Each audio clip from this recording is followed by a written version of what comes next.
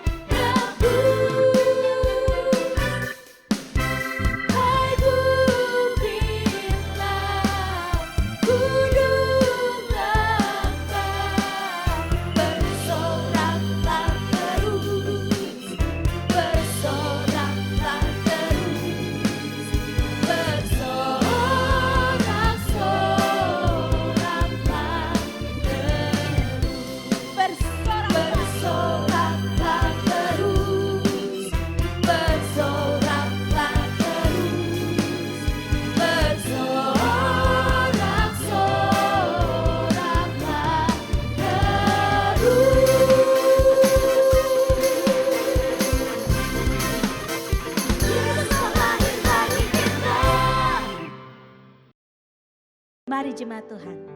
Saat ini kita naikkan syukur di hadapan Tuhan. Sebab Dia telah lahir bagi kita semua.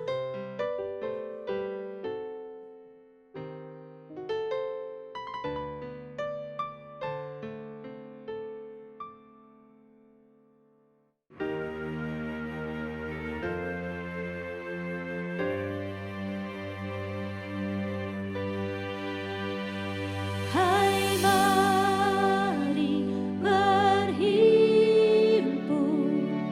dan bersukaria, turun semua ke Betlehem.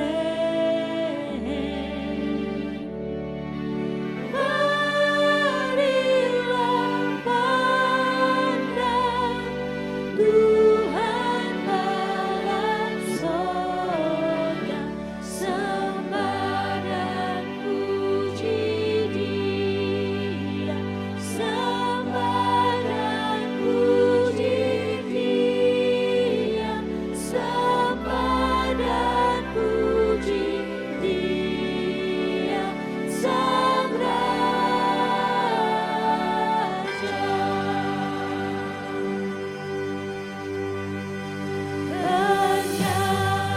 Bernyanyilah kamu tentara malaikat, turutlah bernyanyi manusia.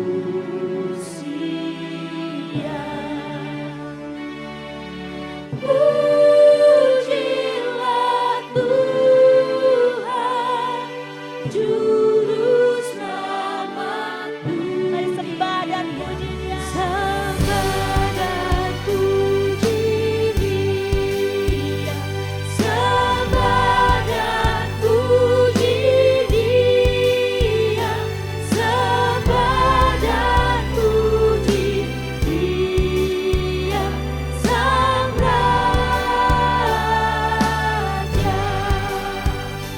Sembah dan puji Dia, Sang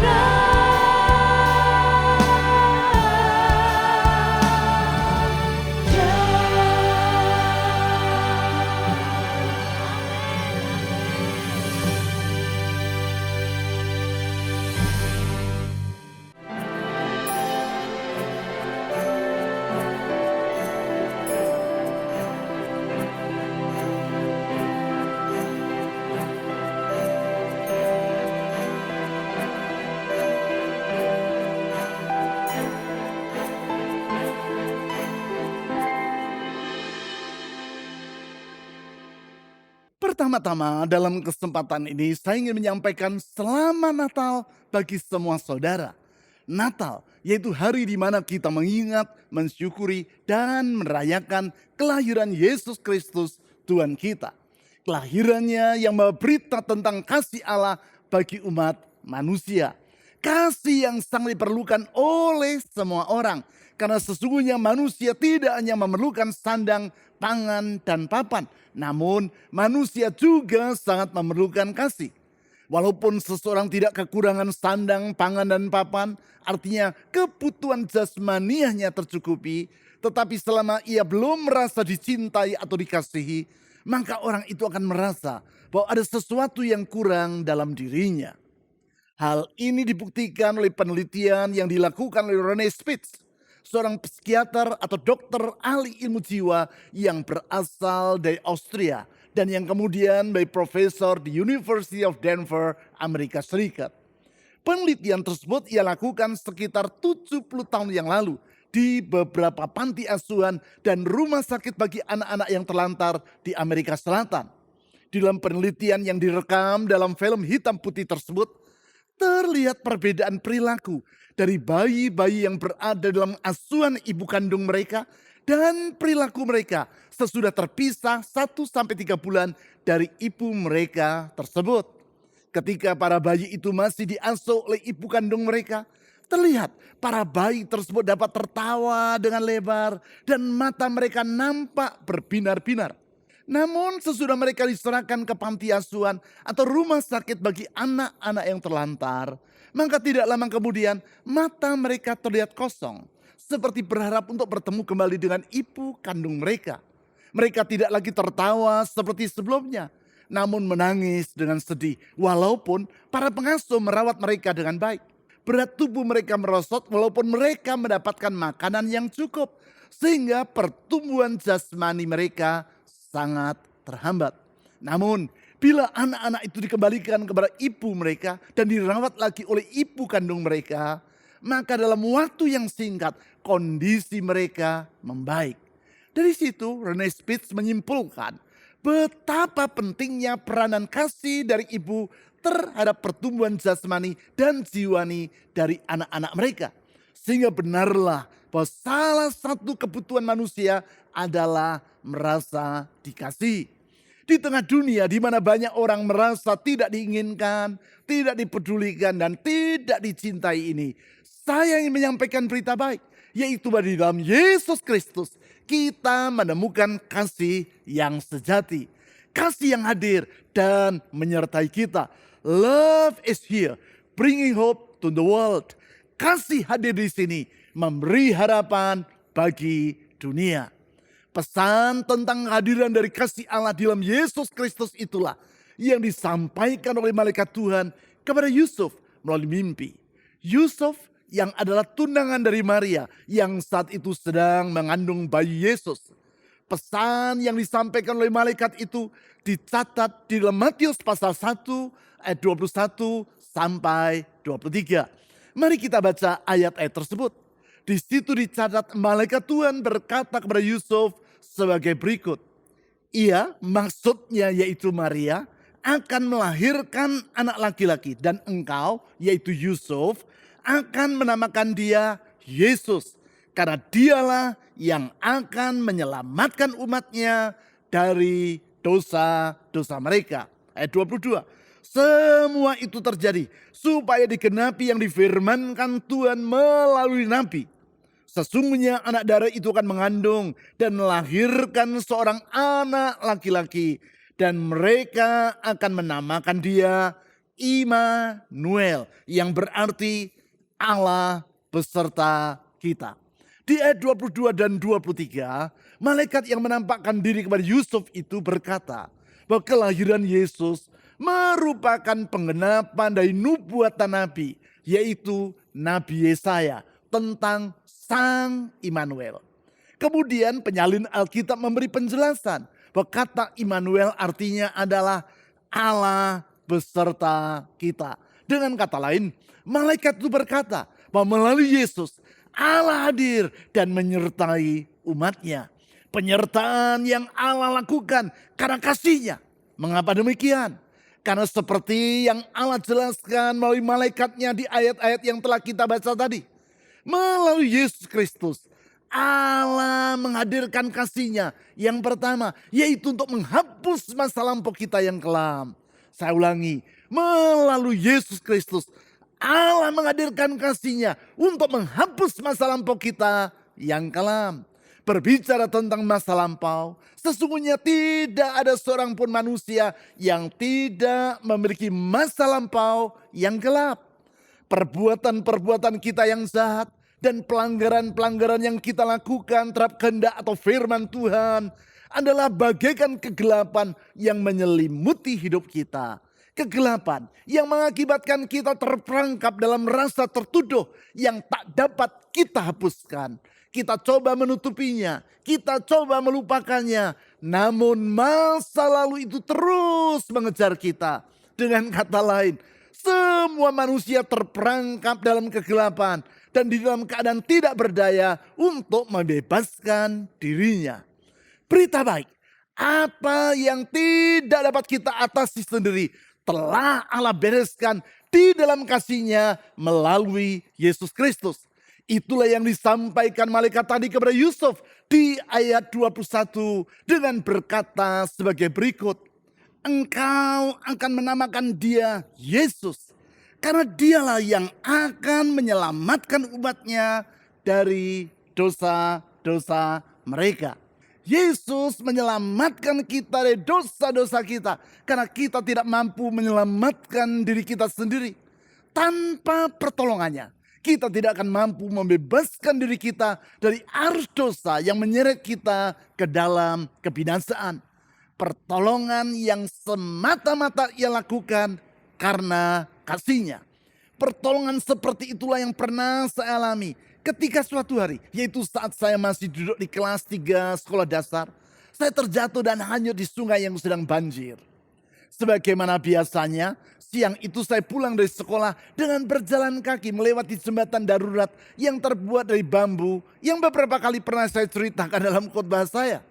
Jembatan yang melintasi anak dari sungai berantas yang terletak tidak jauh dari rumah tempat tinggal saya. Hari itu, sungai tadi sedang banjir, yaitu karena membawa lahar dingin yang turun dari Gunung Kelot, salah satu gunung berapi di Jawa Timur. Dengan hati-hati saya meniti jembatan bambu tersebut.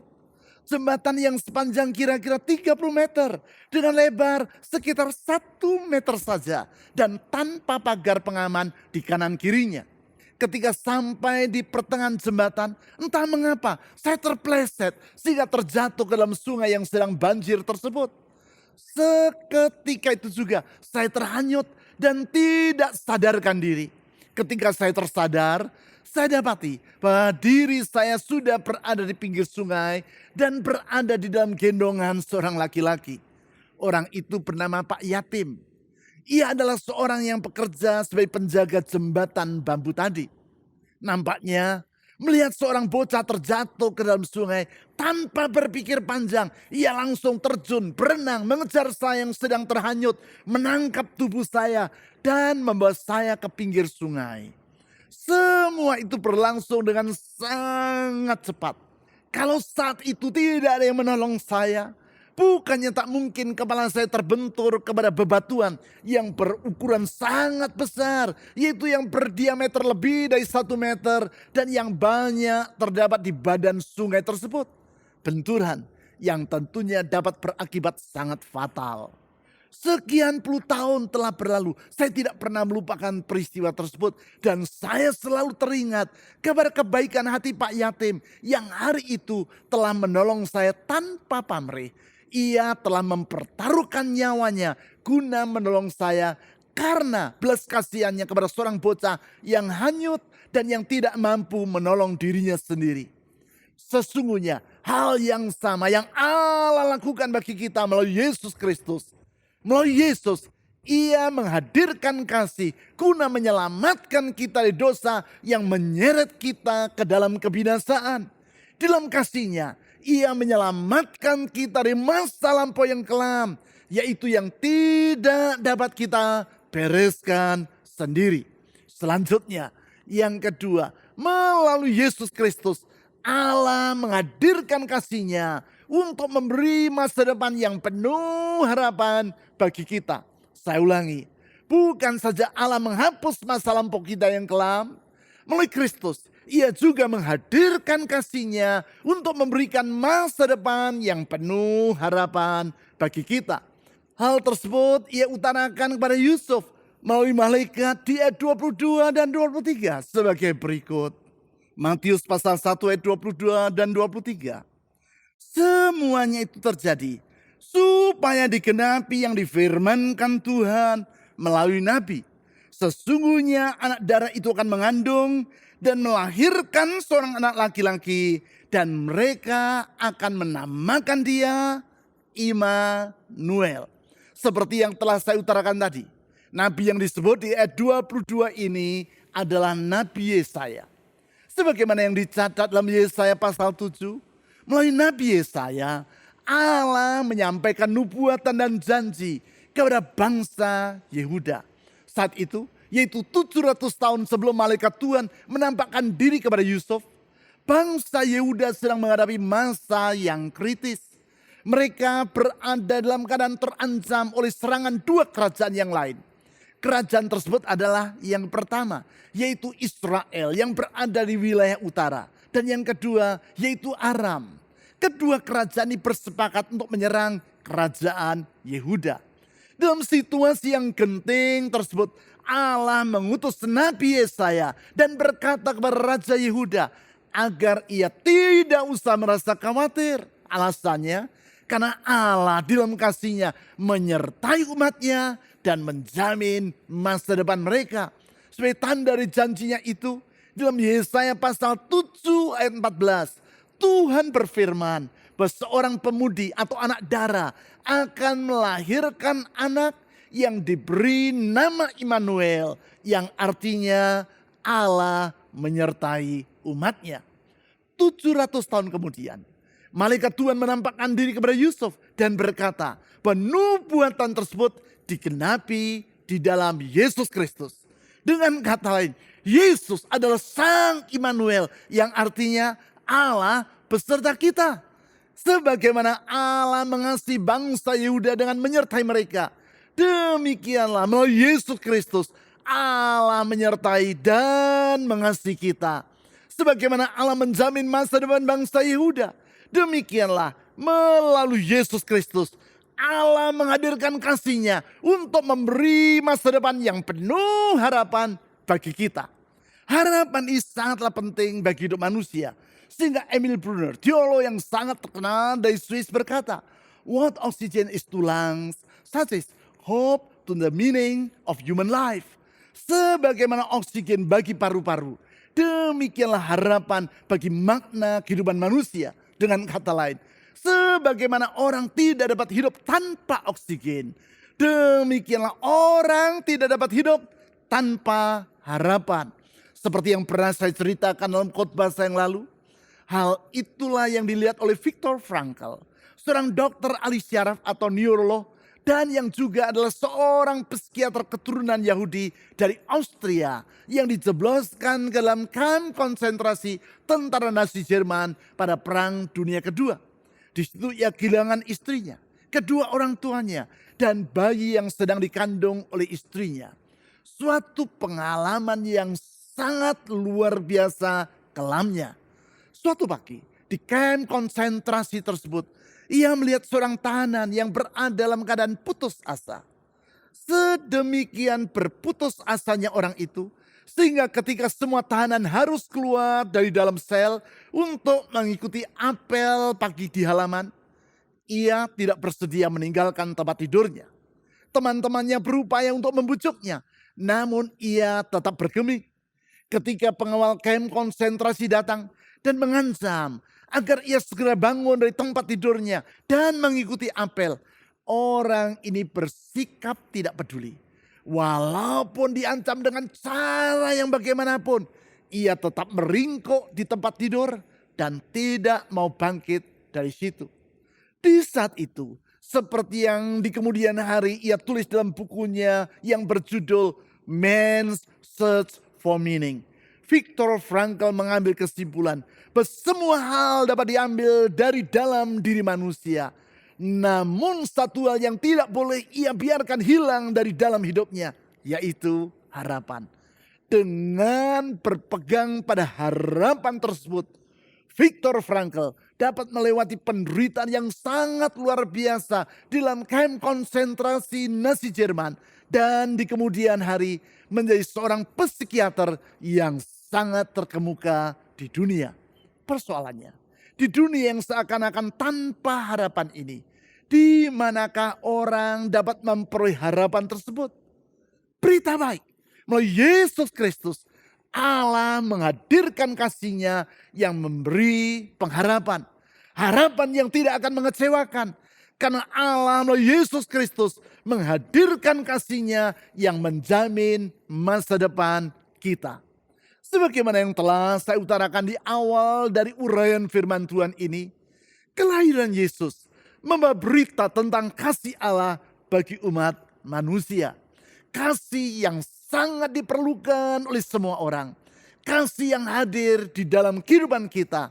Karena Yesus yang lahir 2000 tahun yang lampau dan hidup di dalam diri kita adalah Sang Immanuel, yaitu Allah beserta kita. Di dalam penyertaannya, Ia menghapus masa lampau kita yang kelam dan memberikan masa depan yang penuh harapan. 1 minggu lagi kita akan menyelesaikan tahun ini. Kesulitan apapun yang telah saudara alami di hari-hari yang lampau tak harus membuat saudara berputus asa. Karena kasih Allah dalam Kristus sanggup membereskan masa lampau tersebut. Demikian pula ketika saudara menyongsong hari-hari yang ada di hadapan saudara, tak perlu saudara merasa khawatir. Karena kasih Allah dalam Kristus menjamin hari depan yang penuh harapan bagi saudara. Di dalam Yesus Kristus, masa lampau kita telah dibereskan. Masa kini Ia sertai dan masa depan Ia jamin. Sesungguhnya Yesuslah harapan yang tidak akan mengecewakan.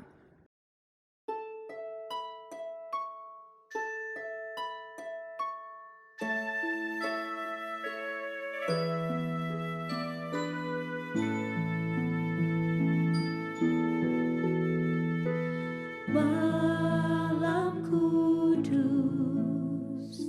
sunyi senyap, bintangmu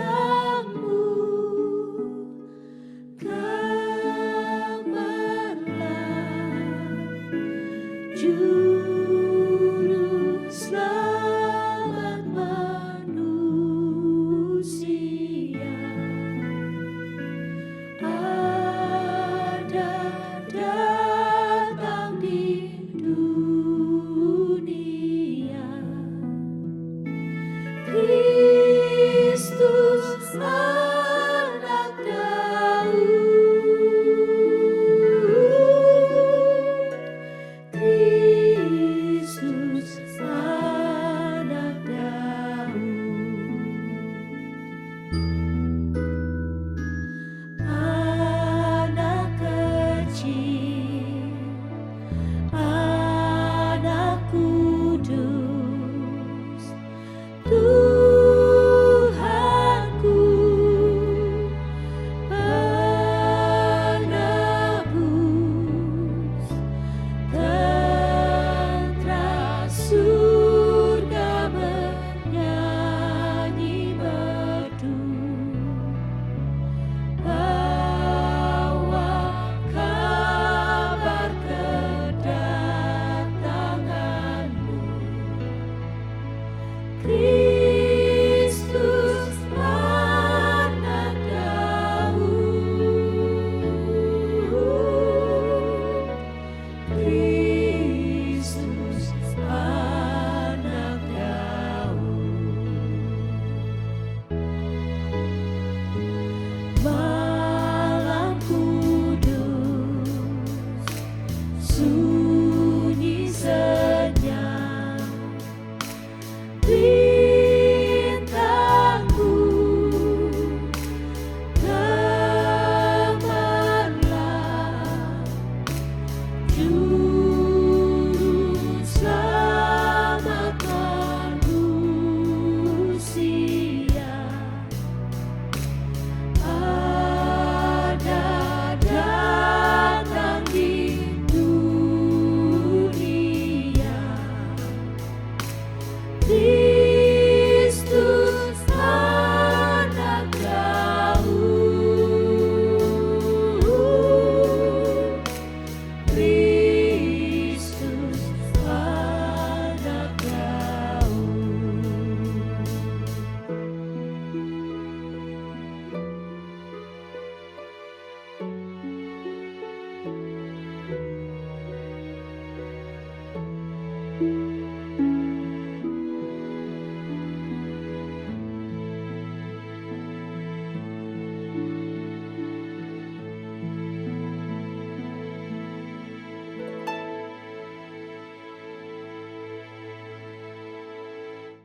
Persembahan dan persepuluhan sebagai ungkapan kasih dan syukur kita kepada Tuhan dapat Anda berikan dengan memasukkannya ke dalam kotak persembahan atau melalui rekening bank atau dengan cara men-scan QR Code dengan menggunakan aplikasi dompet digital. Ibadah online GKPB Fajar Pengharapan dapat Anda ikuti setiap saat mulai hari Sabtu pukul 5 sore melalui YouTube, website, dan aplikasi yang tertera di layar. Berbagai informasi penting lainnya dari gereja kita dapat Anda ikuti melalui website www.fajarpengharapan.net atau melalui aplikasi GKPB Fajar Pengharapan serta Instagram GKPB Fajar Pengharapan. Bapak Ibu Saudara sekalian, sehat selalu dan sampai jumpa minggu depan.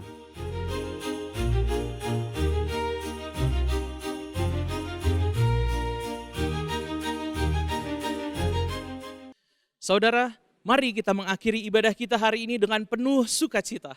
Mari sama-sama kita berdoa. Bapa yang baik, hari ini kami datang ke hadapan-Mu dengan hati yang penuh dengan ucapan syukur. Kami bersyukur Tuhan, karena Engkau telah memberikan putra-Mu yang tunggal, lahir ke dunia, membawa pengharapan yang baru bagi kehidupan umat manusia. Kami bersyukur Tuhan kalau Engkau adalah Allah yang setia, Allah yang tidak pernah meninggalkan kehidupan kami. Kepadamu Allah yang menjawab doa, kami menaikkan doa-doa kami. Kami berdoa Tuhan, biar kiranya Tuhan yang memberkati kehidupan umat-Mu. Tuhan yang memberkati umat-Mu dengan kesehatan. Tuhan yang memberikan pengharapan yang baru bagi mereka yang sedang putus asa. Tuhan juga yang memberkati umat-Mu dengan hikmat yang daripada Allah.